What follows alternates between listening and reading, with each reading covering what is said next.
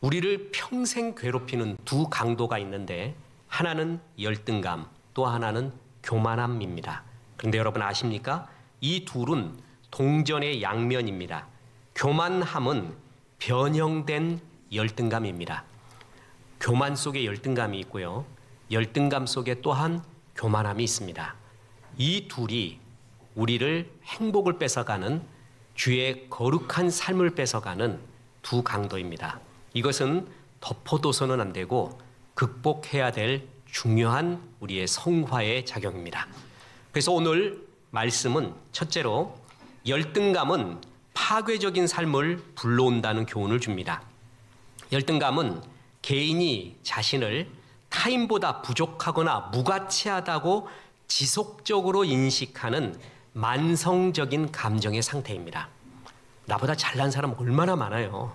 그냥 저 사람 멋지다. 이게 잠깐 생각 들 수도 있는데 그 생각이 계속 나를 지배하는 거예요. 만성적으로. 그래서 우울에 빠지는 것, 그것이 열등감입니다. 성경에 보면 로마서 12장 3절에 내게 주신 은혜로 말미암아 너희 각 사람에게 말하노니 마땅히 생각할 그 이상의 생각을 품지 말고 오직 하나님께서 각 사람에게 나누어 주신 믿음의 분량대로 지혜롭게 생각하라. 성경은 자기 자신을 그 이상으로 생각하는 것도 그 이하로 생각하는 것도 건강하지 못하다고 합니다. 그런데 이게 말같이 쉽지가 않습니다. 특히 우리의 지금 살고 있는 세상은 끝없이 남과 비교할 수밖에 없는 오픈된 세상이기 때문에 더욱더 열등감이 우리 가운데 충만해질 가능성이 많다라는 것입니다. 우리는 어린아이, 지금 우리 자녀부터 우리에 이르기까지 끝없는 비교의 세계, 세상이 오픈되어 있습니다. 손바닥에 무한히 들어가 있어요. 영원히 들어가 있어요. 스마트폰 하나로 다 열고 행복한 사람의 얼굴을 끝없이 봅니다. 그래서 비교를 안 할 수 없는 세상, 이 가운데 열등감을 느낄 수밖에 없는 세상에 살고 있다는 것입니다. 이 세상에 열등감 없는 사람은 없습니다. 그런데 삶과 자존감에 상처를 입힐 정도의 병적인 열등감은 우리 삶에 파괴적인 영향력을 발휘합니다. 심리학자들은 말하기를 정말 놀랍습니다. 책을 봤는데 지금 세상 사람, 우리나라 사람, 세 사람 중에 한 사람이 병적인 열등감에 시달리고 있다는 거예요. 3분의 1이라는 것입니다. 약간의 열등감은 꼭 해롭다고 할 수가 없습니다. 오히려 이것은 창조적으로 활용하면 내가 향상하고 발전하는 추진력이 약간의 열등감에서 나온다는 거예요. 이거를 잘 분석한 심리학자가 아들러입니다. 아들러는 자기 학문을 열등론이라고까지 표현을 하면서 열등감은 자기 향상의 욕구요, 추진력이다. 그러니까 열등감을 잘 이겨내는 방향으로 나가면 오히려 발전의 에너지가 된다라고까지 주장을 했습니다. 그 대표적인 사람이 나폴레옹입니다. 나폴레옹은 열등감이 가득했던 사람이에요. 왜냐하면 그는 프랑스 본토인 출신이 아니라 변방으로 취급받던 코르시카 섬 출신입니다. 키도 엄청 작았습니다. 그래서 프랑스 사관학교 시절 그의 작은 키와 촌스러운 억양 때문에 동료들로부터 촌뚝이라 놀림받습니다. 그는 이 열등감을 극복하고 프랑스 귀족들에게 자기를 나타내 보이려고 강력한 에너지로 열등감을 오히려 동기로 사용합니다.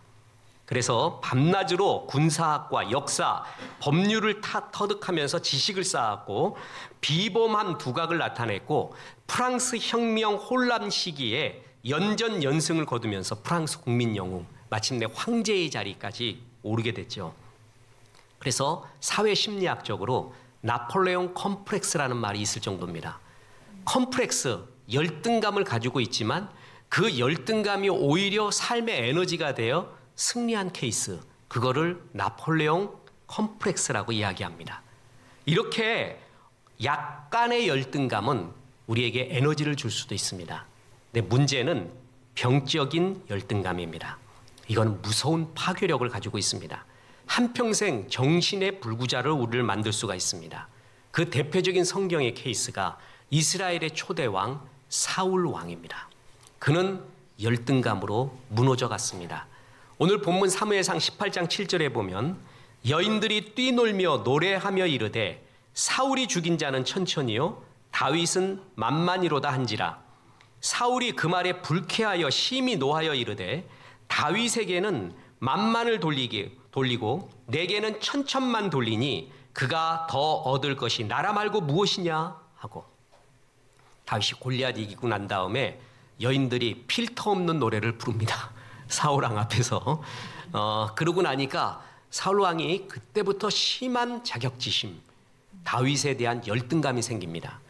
그러고 나니까 뭐냐면 다윗은 그런 생각 전혀 없는데 저가 저렇게 인기 있으니까 나라를 빼앗지 않겠느냐, 이 정도 부정적인 상상에까지 가게 됩니다.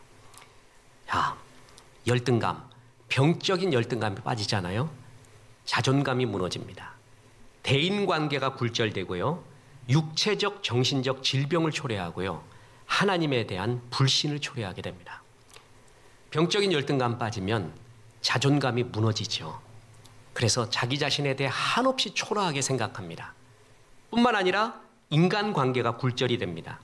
만나는 사람을 경쟁자 내지 적으로 생각하고요, 상대편이 조금만 태도가 달라지면 말도 못하는 피해의식 갖고 폭발 직전에 이릅니다. 이런 사람들의 인간관계를 특징 짓는 단어들이 있는데 반항, 도피, 무시, 비판, 폭발. 이런 사람들은 가정에서는 식구들과 충돌하고, 직장에서는 보스와 충돌하고, 교회에서는 영적 지도자들과 충돌합니다. 병폐적인 열등감에 많이 빠진 사람이 남을 험담하기를 좋아하는 경향이 많습니다. 그럼으로써 그의 앞에서 자기의 우월감을 드러내려고 해요. 내가 똑같이 경쟁에서 이길 수 없으니까 그를 깎아내림으로 내가 올려가려고 하는 심리. 그래서 모든 인간관계가 굴절이 됩니다. 뿐만 아니라 육체적, 정신적 질병을 초래합니다. 이런 열등감은 비교의식을 낳고 질투와 시기와 증오심을 낳고, 이것이 깊어지면 많은 정신적, 육체적 질병을 불러오게 됩니다. 이에 대해서 연구한 사람이 닥터 맥밀란이라는 박사입니다. 이 사람은 병적인 열등감을 해결하지 못했을 때 생길 수 있는 질병의 이름들을 열거했는데 너무 깜짝 놀랐습니다. 굉장히 많습니다. 고혈압, 독선, 갑상선증, 두통, 관절염, 졸도, 심장질환, 위궤양, 신경통, 생리통, 정신분열, 신경정신증, 편집증, 과대망상, 우울증. 그러니까 꼭 그렇다는 건 아니지만 열등감에 심히 노출될수록 이런 병에 걸릴 가능성이 높다라는 것입니다. 정신적, 육체적 질병입니다. 보세요. 오늘 본문 사무엘상 18장 10절에 그 이튿날 하나님께서 부리시는 악령이 사울에게 힘있게 내림에 그가 집안에서 정신없이 떠들어대므로 정신이 분열되기 시작합니다. 그죠? 열등감이 심해지면 육체적, 정신적 엄청난 폐해가 오게 됩니다. 셰익스피어가 썼던 유명한 4대 비극이 있습니다. 햄릿, 오셀로, 리어 왕, 맥베스. 그러면서 이 4대 비극을 쓰면서 이 비극의 명제라고 할 수 있는 문구를 셰익스피어가 말했습니다. 그게 뭐냐면 성격이 운명을 좌우한다. 번역을 성격으로밖에 할 수가 없어서 그런데 저는 성격보다도 자아라고 생각합니다. 자아가 운명을 좌우한다. 그래서 이 4명의 비극을 맞은 햄릿, 오셀로, 리어 왕, 맥베스는 하나의 독특한 부정적인 자아들을 갖고 있습니다. 그것 때문에 멸망해간 모습을 보여주는 게 4대 비극의 모습이에요. 그 중에 오셀로, 그는 열등감 때문에 무너져 갔습니다. 오셀로는 무어 출신의 장군, 얼굴이 까마잡한 장군이었습니다. 그는 베니스 원로의 딸 데스데모나 상류층과 신분 차이를 극복하고 결혼합니다. 그런데 언제나 자기 출신과 외모에 대한 열등감을 가지고 있었습니다. 이거를 간파한 교활한 기수, 아주 악마 같은 이아고가 그의 열등감을 자극하면서 파멸의 돛을 놓게 됩니다. 오셀로가 가장 신임하는 부관 캐시오가 데스데모나와 불륜의 관계가 있다고 하면서 조작된 증거를 오셀로한테 제공합니다. 그럼 이걸 객관적 보편 타당성 있게 조사를 해보고 깊이 통찰을 해봐야 되는데 열등감에 빠져있던 오셀로는 금방 넘어갑니다. 금방 자기 자신에 대해 부정적으로 생각하고 파괴적으로 생각하고 분노하고 금방 폭발해버립니다. 이게 희곡 아니에요? 그래서 삼막 3장에 보면은 이 이아고가 이런 이간질을 하고 떠난 후에 오셀로의 독백이 시작이 됩니다. 거기에 이런 구절이 나옵니다.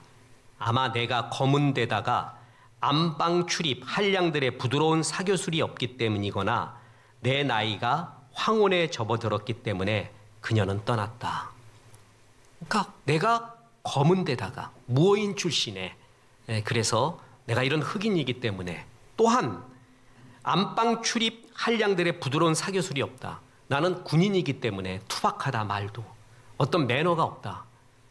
뿐만 아니라 내 나이가 황혼기에 접어들었기 때문에 전부 자기 자신에 대해 계속 부정적인 열등감 속에 말해요. 그러면서 무너져 갑니다. 그래서 마침내 자기 아내를 목졸라 죽입니다. 그러고 나서 모든 진실이 밝혀진 다음에 이게 거짓이었구나. 그 다음에 자신의 열등감이 빚어낸 결과였구나 라고 깨닫고 난 다음에 자기도 목숨을 끊습니다. 그래서 오셀로는 한 인간의 내면에 자리한 열등감이 악의에 사용되어서 모두를 파멸로 이끌어가는 그 비극, 그걸 그린 거예요. 다시 말하지만 병폐적, 파괴적 비극은 우리 인생의 복면강도입니다. 내 앞길을 막아요. 그래갖고 소망을 앗아가고 전진을 못하게 만듭니다. 뿐만 아니라 하나님께 대한 불신을 깊게 남깁니다. 이런 병적인 열등감에 시달리는 사람은 하나님에 대해 이런 질문을 항상 던집니다. 하나님이 살아계시다면 왜 나를 이렇게 만들었을까? 왜 나에게 이런 삶을 줬을까? 이런 사람은 하나님에 대한 반항, 불신, 거부의식을 많이 나타냅니다. 이런 사람이 하나님을 찬양하고 신뢰하고 감사하고 주께 영광 돌리는 삶을 살 수 있을까요? 열등감 심하잖아요. 찬송 부르기 싫습니다. 얼굴이 굳어져 있어요. 하나님은 나에게 그런 존재가 아니야. 당신한테는 그런 존재인지 모르지만 나한테는 그런 존재가 아니야. 하나님을 거부하는 모습이 눈앞에 보입니다. 하나님이 천지 만물을 창조하고 아담과 하와를 창조하고 와야르 킵토브 보시기에 참 좋았더라. 그거를 거부하는 거예요. 나를 창조하고 하나님 보시기에 좋았더라? 아니었을 거야. 나 창조했을 때 하나님 잠깐 졸아서 나를 이 모양으로 만들었을 거야. 아니면은 잡고 있다 떨어뜨려 갖고 나를 이 모양으로 만들었을 거야. 하나님 자체에 대한 거부감. 다시 말해서 병적인 이런 열등감에 빠져 있으면 자존감이 무너지고요. 대인관계가 굴절이 되고요. 정신적, 육체적 질병을 찾아오고요. 하나님에 대한 불신, 이게 찾아옵니다. 그래서 병적인 열등감이 무서운 것입니다. 그러나 본문은 두 번째 교훈이자 열등감 극복의 길을 말해주고 있습니다. 그럼 성경은 어떻게 이것을 극복하는가? 열등감에 시달리고 있는 우리들 절망할 필요는 없습니다. 자아상은 결코 고정되어 있는 것이 아닙니다. 자아상은 치유될 수가 있습니다. 자, 보세요. 고린도후서 5장 17절에 그런즉 누구든지 그리스도 안에 있으면 새로운 피조물이라 이전 것은 지나갔으니 보라 새 것이 되었도다. 새로운 피조물이 되잖아요. 새롭게 태어날 수가 있습니다. 보세요. 새로운 사고를 시작할 수 있다는 거예요. 보라 새로운 피조물이라. 새 피조물이 된 우리는 새로운 생각과 자아 속에 살 수 있다라는 것이에요. 이게 하나님이 얘기해 주는 그런 우리의 축복, 극복의 길의 시작입니다. 제가 성도님한테도 질문을 받았고 어디 세미나 가면은 사람들은 저에게 정말 뜻밖의 것을 묻는 것이 있어요. 목사님 MBTI가 뭐세요? 그래요. 제가 2번인가 해봤는데 아마 초창기에 굉장히 오래전에 우리 장인어른이 맨사 사업을 할 때 그걸 도와주면서 그때 MBTI가 그때 당시에는 한국에 라이센스가 없었습니다. 그래가지고 미국에서 라이센스를 우리가 받아옵시다. 우리가 이거를 독점 판매를 합시다. 라이센스를 받아서. 근데 막 다 하고 있었어요. 근데 라이센스 없는 걸로 하고 지금은 어떤지 모르겠습니다. 그래서 우리가 받아옵시다. 그래서 MBTI, MMPI 이런 것들을 연구하고 조사를 해봤어요. 그리고 그 후에 또 조사를 해봤어요. 그랬더니 변합니다. MBTI, 나의 성향이 변해요. 그래서 제 동료이자 귀한 동료인 심리학 교수님이시자 목회자가 있습니다. 그분한테 물어봤어요. MBTI가 변하냐고. 좋은 질문을 했다 그러면서 그분이 전문이 우울증이거든요. 그래서 MBTI, MMPI 무지하게 합니다.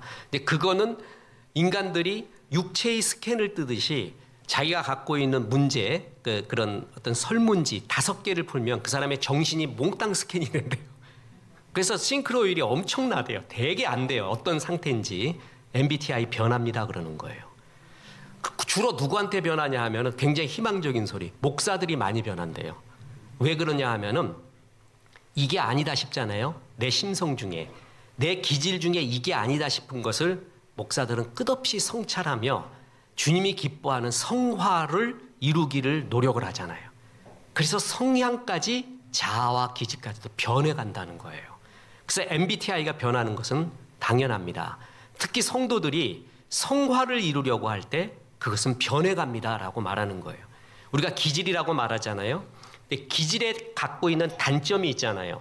그것은 수용하고 그러려니 하고 사는 게 아니라 성경적으로 말한다면 기질이 갖고 있는 단점은 극복해야 될 죄성을 의미합니다. 그래서 나는 기질이 이러니까라고 살면 안 돼요. 극복해야 돼요.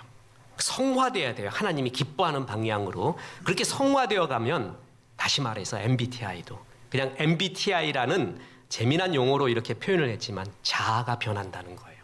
새로운 피조물이 되면은 전의 자아와 다른 자아로 살 수 있다는 거예요. 그래서 이런 새로운 피조물, 새로운 성경적 자아로 살기 위해서 제일 중요한 거, 열등감을 극복하는 길, 그것은 무엇보다 하나님을 깊이 알아가라라는 것이에요. 자, 보세요. 오늘 또 다른 본문 호세아 6장 3절에 그러므로 우리가 여호와를 알자, 힘써 여호와를 알자. 그의 나타내심은 새벽빛같이 어김없나니 비와 같이 땅을 적시는 늦은 비와 같이 우리에게 임하시리라. 여호와를 힘써 알수록 빛이 임합니다. 그리고 비가 임합니다. 메마른 내 심령에 주의 단비 성령의 비가 내려서 하나님이 기뻐하는 옥토로 바꿔주시고 어두웠던 내 자아가 빛이 비추면서 밝은 자아로 변하는 어느 때 여호와를 알라, 힘써 여호와를 알라. 하나님을 알수록 내가 누구인지 존재성을 압니다. 그리고 나를 향한 사명을 알게 됩니다. 그때부터 열등감이 벗어나게 되는 겁니다. 자, 지금 우리 수요일 날 에베소서 성경 공부하잖아요. 지난주에 에베소서 2장 10절만 가지고 했습니다. 1시간 20분이나 그걸 갖고 했습니다. 모든 성경 공부에 그런 건 아니지만 에베소서 할 때는 전부 원어 분석을 해봤었습니다. 그래서 원어 분석을 하고 나가는데 에베소서 2장 10절에 가서 어느 날 저는 벼락을 맞은 듯 정말 깜짝 놀랐습니다. 아우트가르에스멘 포예마. 우리는 그가 지으신 바라 만드신 바라. 지으신 바 만드신 바에 가는데 그 헬라어 원어가 포이에마였습니다. 너무 많이 듣던 말. 포이에마에서 포엄, 시가 나온 거예요. 시. 그 구절에 따른다면 나는 하나님의 시다라는 거예요. 많은 영어 성경은 마스터피스, 걸작품이라고 표현했습니다. 우리가 열등감을 느낄 때 어느 때가 느끼는지 아세요? 내가 상품인 것을 느낄 때, 그것도 3등급, 5등급 상품임을 느낄 때 그때 말할 수 없는 열등감을 느끼는 거예요. 악한 마귀는 그리스도인을 가장 무기력하게 만드는 방법 중에 하나가 나를 상품화시킵니다. 너의 건강을 봐라, 너의 외모를 봐라, 네가 가지고 있는 돈을 봐라, 네가 가지고 있는 성취를 봐라, 학벌을 봐라, 백그라운드를 봐라. 너는 5등급쯤 돼, 3등급쯤 돼 이렇게 말하고 나도 그렇다고 여겨요. 그때부터 나는 3등급, 5등급 상품 인생을 살게 되는 겁니다. 하나님은 너는 상품이 아니래요. 너는 작품.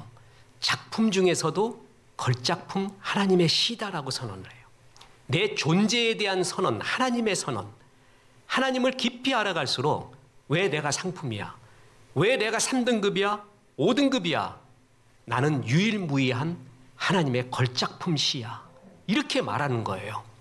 상품은 넘버원을 추구하지만 작품은 온리원을 추구합니다. 넘버원 되지 않았다고 실망할 필요가 전혀 없는 거예요. 온리원, 나의 작품. 나만이 보여줄 수 있는 그 무엇. 나의 그 무엇. 하나님은 그걸 말하면서 너는 상품이 아니라 작품이다. 그것도 시다라고 말했어요. 로버트 프로스트, 가보지 못한 길. 로버트 프로스트가 시란 무엇이냐라고 말할 때 이런 정의를 내렸습니다. 죄송합니다. 영어 방언으로 잠깐 하겠습니다. 발음이 후지다고 노여워하거나 슬퍼하지 마세요. Poetry is what gets lost in translation. 시란 번역의 과정에서 잡을 수 없는, 해석할 수 없는, 번역할 수 없는 잃어버린 그 무엇. 그걸 시라고 했어요. 정말 나는 시의 정의 중에 이것처럼 멋진 건 못 봤습니다. 김소울님의 진달래꽃에 보면 말없이 고이 보내오리라. 영어로 하면 I will let you go without saying a word. 말은 통하는데 맛은 다 떨어져요. 그리고 특히 살며시 들여밟고 가옵소서. 제가 이거를 영문학 교수님들이 있는 데서도 세미나 하면서도 캐시 100만 원을 걸었습니다. 이것을 정확하게 한국말로 번역하면 캐시 100만 원을 드리겠습니다. 왜냐? 못한다는 걸 알고 있어요. 자신감이 있었어요. 지려를 번역해봐요. 지려. 되게 slightly lightly. 그때 원천교회 김장한 목사님 아들이신 김요셉 목사님이 자기는 안 돼요. 그래서 딱 답을 이야기할 때 팁토우래요. 가장 근접했어요. 그래도 지려는 아니에요. 지려는 번역할 수가 없습니다. 시는 poetry is what gets lost in translation.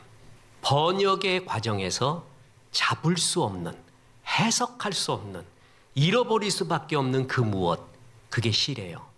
악한 마귀는 우리를 너무 쉽게 해석을 합니다. 너의 건강, 외모, 학벌, 모든 것을 봐라. 돈을 봐라. 너는 2등급이야. 3등급이야. 너무 쉽게 나를 잡아요. 너무 쉽게 해석을 해요. 근데 나는 그렇게 쉽게 잡히는 존재, 그런 상품이 아니라 나는 작품 중에서 하나님의 시는 잡을 수가 없는 거예요. 그렇게 쉽게 해석할 수 있는 게 아니에요. 이 존재에 대한 프라이드, 이거에 대한 깊은 성찰과 아멘, 거기서부터 열등감이 벗어나기 시작을 합니다. 우리는 그가 지으신 바, 만드신 바라. 또 하나 뭐라고요? 그리스도 예수 안에서 선한 일을 위하여 지으심을 받은 자니. 내 존재는 하나님의 걸작품이에요. 시예요. 그리고 그리스도 예수 안에서 선한 일, 너를 향한 비전, 너를 통해 받고 싶은 하나님의 영광의 비전이 반드시 있다라는 것이에요. 그걸 발견하고 거기에 집중할 때 그제서야 열등감에서 벗어나기 시작합니다. 사울은 그것보다 다른 거에 집중하기 시작합니다. 오늘 본문 다시 보세요. 사무엘상 18장 8절. 사울이 그 말에 불쾌하여 심히 노하여 이르되 다윗에게는 만만을 돌리고 내게는 천천만 돌리니 그가 더 얻을 것이 나라 말고 무엇이냐 하고 그날 후로 사울이 다윗을 주목하였더라. 그 속에 누가 들어와 버린 거예요? 다윗이 들어와 버린 거예요. 사울은 성경에서 남자의 외모에 대해 표현할 때 3명이 아름답다고 표현 나와요. 그 중에 하나가 사울 왕이에요. 키가 크고 얼마나 크냐면 남의 어깨보다 머리가 하나 더 있다. 뭐 이 정도로 표현을 하고 지혜가 있고 겸손하게까지 했어요. 초대 왕이에요. 상징적 인물이에요. 할 일이 많고 사명이 있는 거예요. 그 하나님의 주신 사명을 바라봐야 되는데 그걸 안 보고 그날 이후로 누구를 주목했다고요? 다윗을 주목하였더라. 그때부터 망한 거예요. 하나님이 내게 주신 사명이 아니라 딴 사람을 계속 바라보는 거예요. 짜장면이 짜장 맛을 내면 되는 건데 짬뽕 국물만 계속 바라본 거예요. 나한테는 왜 국물이 없는가? 국물이 없는가? 저놈은 국물 많은데. 그것만 생각하면서 뭐예요? 무너져 간 거예요. 강남 비전교회 성도라면 10번, 20번 이상 들었던 말씀, 시편 16편 5, 6절. 여호와는 나의 산업과 나의 잔의 소득이시니 나의 분깃을 지키시나이다. 내게 줄로 재어준 구역은 아름다운 곳에 있으며 나의 구역이 실로 아름답도다. 다윗의 믹담, 다윗의 시 중의 시 최고의 시라고 했죠. 그가 어느 때 최고의 시를 지었느냐? 내게 줄로 재어준 구역. 내게 다 하라는 게 아니라 하나님이 나한테 이걸 하라고 했구나 하는 줄로 재어준 구역, 그걸 발견하고 그것이 아름답다라고 이야기할 때 하나님이 내게 하라고 하신 일은 남한테 하라고 한 일과 높낮이가 차이가 없습니다. 높낮이가 없습니다. 그게 하나님의 일의 특징입니다. 내게 하라고 하신 그 일, 내게 줄로 재어준 구역, 우리는 그가 만드신 바라, 존재, 하나님의 작품, 그리스도 예수 안에서 선한 일, 내게 줄로 재어준 구역이 있고 그 일은 아름답다. 거기에 집중하게 될 때 옆에 거 볼 필요도 없습니다. 하나님만 바라보면 돼요. 여러분 옆에 사람 보면 어떻게 되는 줄 아세요? 이래. 아니요. 근데 하나님 보고 나 보면 어떻게 해요? 그렇죠. 하나님 그렇죠. 이렇게. 주님 보고 나 보면 항상 아멘이에요. 옆에 사람 보면 계속 아니요라는 거예요. 그는 그의 삶이 있는 거고 나는 나의 삶. 내게 줄로 재어준 그 아름다운 선한 일이 누구에게나 있는 거예요. 비전 발견, 내가 좋아하는 것, 잘하는 것, 의로운 것, 마음에 부담이 살짝 있는 것, 남들보다 더 받은 것, 이것이 반드시 있습니다. 그래서 성숙되어 갈수록 내게 줄로 재어준 구역, 그리스도 예수 안에서 나를 향한 선한 일을 발견해 갑니다. 그거를 집중해 갈 때 열등감 느낄 시간도 없고 필요도 없고 그때부터 독수리의 날개치며 올라감 같이 올라가기 시작한다라는 겁니다. 레오나르도 다빈치에게 물었습니다. 당신의 인생에서 가장 큰 업적이 무엇입니까? 그 질문에 다빈치는 이렇게 대답합니다. 레오나르도 다빈치, 바로 내 자신입니다. 멋지지 않습니까? 꽃은 꽃이 될 때, 구름은 구름이 될 때, 나는 내가 될 때 하나님께 가장 큰 영광을 돌리게 됩니다. 구글이 빅데이터를 통해서 전 세계인이 좋아하는 작품, 미술 작품 10개를 선정합니다. 근데 그 중에 1위부터 4개가 빈센트 반 고흐의 작품입니다. 1위가 별이 빛나는 밤에, 4위 침실, 7위 해바라기, 9위 아르 인근의 꽃밭. 그러니까 전 세계인들이 제일 좋아하는 그림 10개 중에 4개가 다 고흐 겁니다. 근데 여러분, 그래서 이제 고흐 나름 연구 많이 했어요. 고흐가 20대 후반까지 너무 웃긴 게 그림 팔러 다니는 세일러, 교사, 심지어는 전도사 했던 거 아세요? 이 사람 신학해갖고 전도사 했어. 근데 설교 하도 못한다고 쫓겨나고 자기 사명도 없고 전도사까지 했던 사람이에요. 이 사람이 맨날 삶을 비관하다가 자기 동생 태우라고 있습니다. 태우한테 맨날 힘들다고 편지 보내고 그러면 태우가 계속 그 형님한테 생활비 보내주고 용기 주고. 그러니까 태우 없었으면 빈센트 반 고흐는 없어요. 그러다 어느 날 태우한테 편지를 보냈는데 보내면서 그림을 그리기 시작했어요. 태우가 보고 발견합니다. 이 형 정말 소질이 있다. 이 태우는 그림셀러, 화상이었고 또한 큐레이터 같은 사람이었어요. 볼 줄 아는 눈이 있었어요. 형, 그림 그려봐. 그래서 빈센트 반 고흐는 원래 정규 그림 수업을 받은 사람이 아니었어요. 그래서 그때부터 습작을 시작하는데 특히 밀레의 작품을 집중 습작하면서 그림을 그리기 시작합니다. 근데 고흐 당시에 천재들이 다 모여 있었어요. 드가, 마네, 르누아르, 세잔. 그냥 그야말로 기라성 같은 사람들이 다 모여 있었습니다. 근데 고흐는 딴 거 쳐다보지 않고 그는 아르의 별이 빛나는 밤에 그걸 그리면서 그가 신경 쓴 거는 아르의 별이 빛나는 밤, 또 아르의 별이 빛나는 밤, 그리고 아르의 별이 빛나는 밤, 그것만 생각합니다. 저는 이 그림은 정말 원본으로 보고 싶어요. 구글로 아무리 보고 나는 머그잔에서 봤고 티셔츠에서 봤습니다. 근데 예전에 이 설교를 한번 했더니 어떤 성도님이 자기는 직접 봤대요. 얼마나 좋았을까 그때의 감흥. 얼마 전에 김재용 집사님, 김영경 집사님 춘천의 사업체 음식점에 가서 신방을 하고 돌아오는 길에 김유정 문학관을 들렸습니다. 그래서 거기 봤더니 그 친필, 원고 친필들이 있었어요. 미당 서정규, 황순원, 그리고 운보 김기창 화백의 친필 편지도 원고도 있었고요. 김춘수, 꽃의 시인 김춘수의 친필도 있었어요. 특히 황순원과 서정주 거 보고는 가슴이 뛰었어요. 와, 저 원고지 그때의 글. 그래서 보고 감탄하고 있더니 집사람이 빨리 집에 가재요. 춥다고. 내가 이렇게 삽니다. 난 좀 더 머무르고 있어야 되는데 춥대. 그래 빨리 집에 가야 된대. 그래서 할 수 없이 사진만 찍고 내가 왔어요. 그 아르레 별이 빛나는 밤에 원본을 직접 보면 얼마나 감동일까요? 그는 딴 거 안 보고 거기에 집중한 거예요. 내게 주신 거, 내게 주신 노란색, 피카소는 파란색. 그것에 집중할 때 역사가 나타나는 거예요. 주께서 내게 주신 길, 주께서 내게 주신 줄로 재어준 구역, 잘하는 것, 좋아하는 것, 의로운 것, 마음에 부담이 있는 것, 그리고 남도보다 많이 받은 것이 반드시 있습니다. 나는 하나님의 걸작품이에요. 상품이 아니에요. 나만이 낼 수 있는 온리원이 있고 그리스도 예수 안에서 선한 일을 위해 지음받았어요. 그리스도인이면 누구에게나 선한 사명을 주셨어요. 여호와를 깊이 알아가면 알아갈수록 이거를 발견해 갑니다. 그리고 거기에 집중하는 거예요.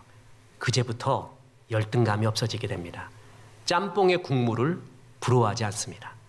짜장 맛에 감사합니다. 짬뽕아, 너 국물 참 좋더라. 이런 비 오는 날, 추운 날 국물 먹으면 정말 좋아, 인정해. 라는 축복의 여유가 생깁니다. 그러면서도 우리 가난한 시절 말이야, 졸업하면은 우리 엄마 아버지가 짜장면집 데리고 갔지 짬뽕집 들어가지는 않았다.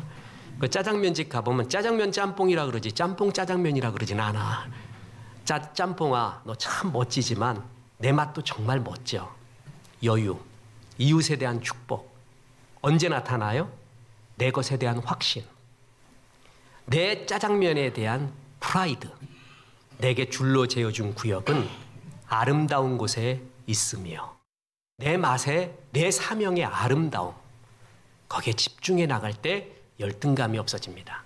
그리고 이것이 남는 것이다라는 것을 알게 됩니다. 열등감 극복하고 그리고 하나님이 주신 이 아름다운 인생, 아름다운 삶을 독수리의 날개치며 올라감 같이 올라가고 이 복음을 전해서 복의 통로 되시기를 주 예수의 이름으로 축원합니다.